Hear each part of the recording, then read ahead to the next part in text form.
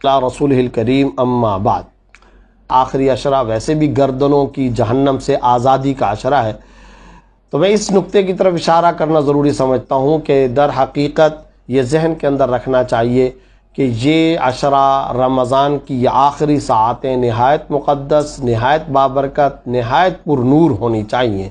ویسے بھی رمضان کا اختتام چل رہا ہے اور آپ کو معلوم ہے کہ انسان کی زندگی کا بھی جو اختتام ہوتا ہے اس کے بارے میں اگلے جہاں کا دار و مدار اور معیار ہوتا ہے، یعنی انما الاعمال بالخواتیم، آپ صلی اللہ علیہ وسلم نے فرمایا اعمال کا دار و مدار اختتام پر ہے۔ خاتمہ کیسا ہوا؟ ختام ہو مسک، خاتمہ خوشبودار ہو جائے۔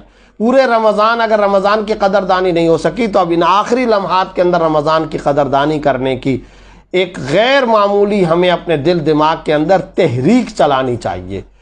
اللہ رب العزت ہمیں اس کی توفیق عطا فرمائے۔ اور اہم ترین نقطہ یہ، بہت سارے لوگ شب قدر میں عبادت کا سوچتے ہیں اور یقیناً اچھی بات ہے اور کرنی چاہیے۔ لیلۃ القدر خیر من الف شہر، 1000 مہینوں سے زیادہ افضل ترین رات، 83 سال کی عبادت کے برابر۔ لیکن اس کے ساتھ ساتھ دیکھیں، ایک ہے جلب منفعت اور ایک ہے دفع مضرت۔ ارے جلب منفعت کا مطلب ہے کوئی مزید ایکسٹرا فائدہ حاصل کرنا، یہ تو اگر کسی کو موقع مل جائے غنیمت، صد سعادت، بہت اچھی بات۔ لیکن اگر یہ زیادہ فائدہ اٹھانے کا موقع نہ ملے تو کم از کم دفع مضرت، یعنی اپنے سے نقصان مضرت کو دور کرنا، یہ تو ایک اہم ترین نقطہ ہوتا ہے۔ تو دراصل مختلف احادیث ہیں جن احادیث سے یہ پتہ چلتا ہے کہ یہ جو آخری شب قدر، یعنی رمضان کی جو طاق راتوں میں سے شب قدر، کچھ لوگ ایسے ہوتے ہیں جن کی ان راتوں کے اندر بھی بخشش نہیں ہوتی۔ اب وہ کون سے لوگ ہیں؟ سب سے پہلے جو ہماری عبادت اور ہمارے کرنے کا کام ہے وہ یہ ہے کہ ہم کم از کم اپنے آپ کو ان لوگوں کی فہرست سے نکالیں۔ اب بعض احادیث سے پتہ چلتا ہے قطع تعلق کرنے والے کی بخشش نہیں ہوتی، بعض احادیث سے پتہ چلتا ہے والدین کے نافرمان کی بخشش اس رات میں نہیں ہوتی، شراب کے عادی کی بخشش نہیں ہوتی، خنزیر کھانے والے کی بخشش نہیں ہوتی، جھگڑالو مسلمان کی بخشش نہیں ہوتی۔ یہ سارے کے سارے گناہ ہیں اور اندازہ لگائیے اس میں زیادہ تر وہ گناہ ہیں جو حقوق العباد سے تعلق رکھتے ہیں۔ تو اصل کرنے کا کام یہ ہے کہ حقوق العباد کی ادائیگی، اس کا اہتمام، اور جن جن سے قطع تعلق کیا ہوا ہے، شب قدر کا پیغام یہ ہے کہ ان سے تعلق کو جوڑا جائے، اور جن والدین کو ہم نے ستایا ان سے معافی مانگی جائے، ان کو خوش کیا جائے، انہیں راضی کرنے کی کوشش کی جائے۔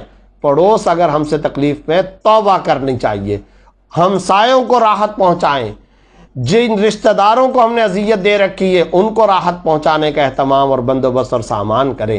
یہ ہے اصل میں کرنے کے کام۔ اگر کوئی شخص خدا کی قسم اس رات میں بالکل عبادت نہ کرے، یعنی فرض نماز، تراویح، سنت مؤکدہ، فجر کی نماز اتنا پڑھ لے، لیکن اگر اس نے کسی کی زمین دبائی ہوئی ہے اور آج کی رات میں وہ زمین اس کو واپس دے دے، قرضہ کسی کا لے کر کے دبا رکھا ہے نہیں دے رہا وہ دے دے، والدین سے معافی مانگ لے، خدا کی قسم اس سے زیادہ بڑھ کر کے کوئی بات نہیں ہو سکتی۔ یہ حقوق العباد کی ادائیگی اہم ترین معاملہ ہے۔ اللہ اپنے حقوق معاف کر دیتا ہے، لیکن جہاں تک بندوں کے حقوق کا تعلق ہے غیر معمولی سختی ہے، اس پر بہت پکڑ ہے، بہت زیادہ بات پرس ہے۔ تو اس لیے شب قدر کا جو پیغام ہے، پھر ساتھ ساتھ ایک نقطہ، سب نے یہ حدیث سن رکھی ہے کہ آپ صلی اللہ علیہ وسلم باقاعدہ گھر سے باہر تشریف لائے، صحابہ کرام کو شب قدر کی تعیین کے بارے میں بتانے والے کہ بھئی آج کی رات یا فلاں رات شب قدر ہے۔ لیکن کیا حدیث کے اندر واقع آتا ہے؟ 2 مسلمان جھگڑا کر رہے تھے، شب قدر کی تعیین کو اٹھا لیا گیا۔ پتہ چلا اتنی بڑی رحمت کی بات کہ شب قدر فلاں فکس اور متعین اور مقرر رات ہے، اتنی غیر معمولی بات بتائے جانا مقصود ہے، لیکن مسلمانوں کے درمیان میں افتراق اور انتشار کی وجہ سے اس تعیین شب قدر کو اٹھا لیا گیا۔ تو 2 پیغام مل رہے ہیں، حقوق العباد کی ادائیگی اور آپس میں انتشار، لڑائی جھگڑا، فساد، کینہ، بغض، نفرت، کبھی مسلمانوں کے درمیان میں صوبائیت کی بنیاد پر جھگڑا، کبھی لسانیت کی بنیاد پر، سیاست کی بنیاد پر، اور کبھی تفرقے کی بنیاد پر، فرقہ واریت کی بنیاد پر آپس کے اندر، دلوں کے اندر کدورت بالکل ناقابل برداشت ہے اسلام کی نظر میں۔ تو ان پہلوؤں پر ہمیں غور کرنا چاہیے۔ اللہ رب العزت ہم سب کو ان تمام پہلوؤں پر عمل کرنے، سیکھنے، سمجھنے اور اسلام کی حقیقی روح، فلسفے اور شب قدر کے حقیقی پیغام کو اپنی زندگیوں میں راسخ کرنے کی توفیق عطا فرمائے۔ وآخر دعوانا الحمدللہ رب العالمین۔